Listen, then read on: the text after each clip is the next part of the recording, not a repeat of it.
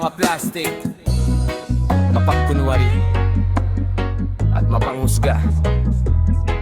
Kung di naman ka, baka para sa'yo talaga. Yeah. Hindi lahat ng nakangiti tunay na masaya. May iba'y nakangiti habang may binabalak na pala. Kapag wala kang maibigay, wala kang alaga. Pero pag may pera ka, biglang tol, tara na. Maraming maingay pero kulang sa gawa. Mahilig manghusga pero sarili di makita. Sa social media astig ang itsura, pero sa tunay na buhay baon sa problema. Patama lang pero totoo, kung di naman ka hindi ko nakasalanan yun.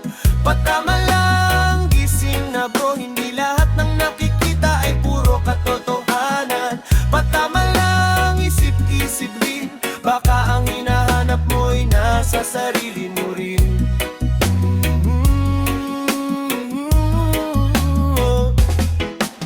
May taong banal sa harap ng simbahan. Pag-uwi sa bahay, puro paninira ang laman. May nagsasabing brother, pero inggit ang dala. Kapag nalagpasan mo sila, ikaw pa ang masama. Huwag mong husgahan ang simpleng pamumuhay, dahil ang tunay na mayaman may respeto at dangal. Hindi sukatan ang branded na suot, kung ang asal mo naman ay kulang sa kabutihan.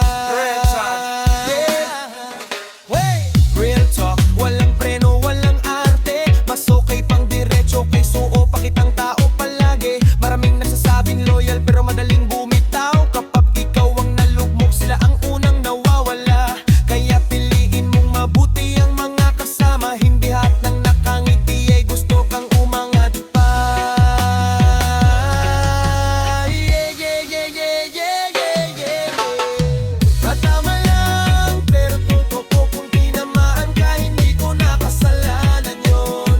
Patama lang, gising na bro, hindi lahat ng nakikita ay puro katotohanan. Patama lang, isip-isip din, baka ang hinahanap mo'y naasa sarili mo rin.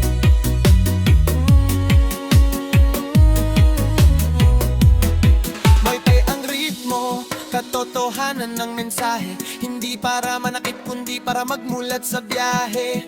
Kung may natutunan ka, dalhin mo hanggang bukas, dahil ang totoo